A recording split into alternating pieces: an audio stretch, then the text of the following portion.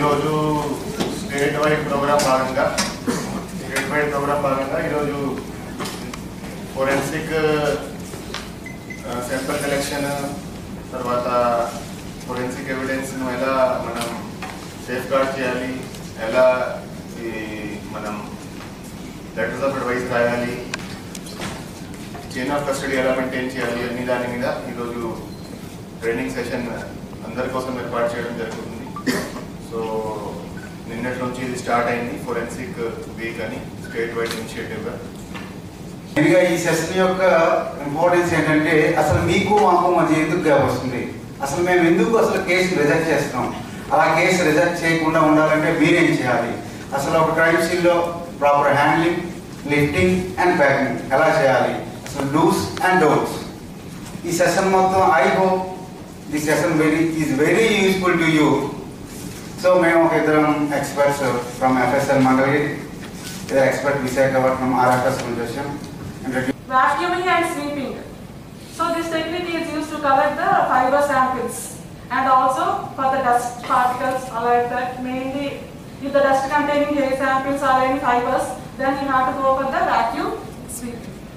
And the next one is cutting. Cutting ఎప్పుడు చేస్తారు?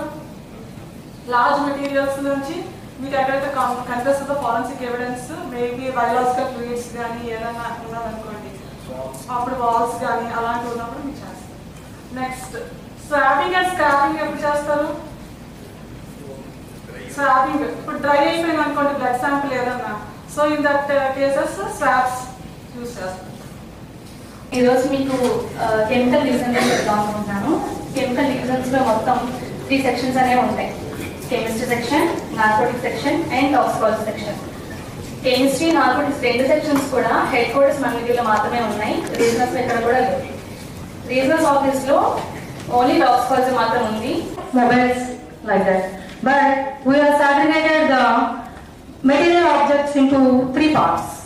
One type of is mobile forensic and DVDs and extra and here and the CCTV footage created, because we have softwares in different objectives. First of all, digital evidence. Cyber section related with digital evidence. What is digital evidence is any information is either stored or transferred in a digital device like mobiles, laptops, like that. So what we found in that messages or emails or any WhatsApp chat, Facebook chat, like that. ఏదైతే crime scene లో మీరు దాన్ని seize చేస్తారో దాని model మాత్రం దానిలో ఏంటేంటి ఉంటాయి అనేది మీకు వస్తుంది. ఎందుకు చెప్తున్నారంటే మీరు సీజ్ చేయకుండా FSL కి పంపిస్తే నో ప్రాబ్లం. FSL మొత్తంగా ఓపెన్ చేసి దాంట్లో ఉన్న ఎవ్రీథింగ్ ఒకటే ఉండదు, ఒక్కొక్కసారి 2-3 ఉంటాయి. సో దాన్ని రిమూవ్ చేస్తారు. కానీ కొన్నిసార్లు ఏమవుతుందంటే నెంబర్ ఆఫ్ ల్యాప్టాప్స్, సిస్టమ్స్ మీరు సీజ్ చేయాల్సి వస్తుంది. అలాంటప్పుడు ఏంటి, CPL అని మీరు మోసుకెళ్ళలేరు. సింపుల్ గా అక్కడ కూడా సజెషన్ ఇస్తారు, మీరు హార్డ్ డిస్క్ రిమూవ్ చేసి తీసుకొచ్చేయండి. మీరు ప్రాపర్ గా హార్డ్ డిస్క్ రిమూవ్ చేస్తే నో ప్రాబ్లం. దాంట్లో ఎన్ని హార్డ్ డిస్క్లు ఉంటే అన్ని హార్డ్ డిస్క్లు పంపించేస్తే, కొన్నిసార్లు మీకు హార్డ్ డిస్క్ చిన్నగా ఉండేది కనిపించగా వదిలేశారంటే మేజర్ ఎవిడెన్స్ వదిలేశారు.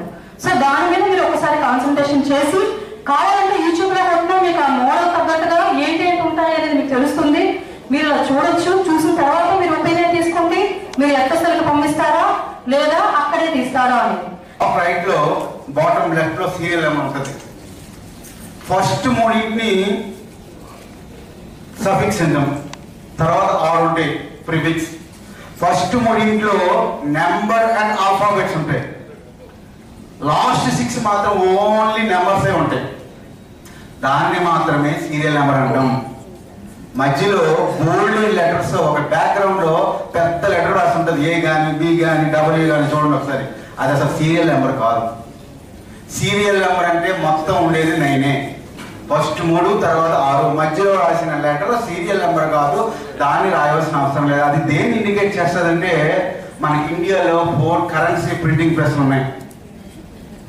అది ఏ ప్రింటింగ్ ప్రెస్ లో మనం దాన్ని ప్రింట్ చేశారనేది మాత్రమే ఇండికేట్ చేస్తుంది.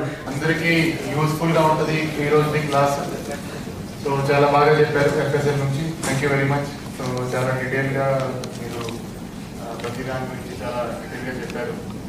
సో ఇప్పుడు దయచేసి అందరూ వెళ్ళి స్టేషన్లో వెళ్ళి ఏదైతే మీకు ఎవిడెన్స్ కలెక్షన్ కిట్ వచ్చిందో అది ఓపెన్ చేయండి. దాంట్లో ఏదైతే మీరు వాడగలరో అది సెపరేట్ చేసి ప్రతి సీన్ ఆఫ్ క్రైమ్కి వెళ్ళేటప్పుడు అది మీతో పాటు తీసుకెళ్ళండి, అక్కడ యూజ్ చేయండి. అది దాంట్లో స్టోరేజ్ ఎన్ని సంవత్సరాల నుంచి అది వేస్ట్ అయిపోతాయి. దాని తర్వాత కొన్ని మనం యూజ్ కూడా చేయలేము, అది టైం బార్డ్ ఉంటాయి, టైం బార్ అయినాక అది యూజ్ కూడా చేయలేము. అన్ని జాగ్రత్తగా ఓపెన్ చేయండి.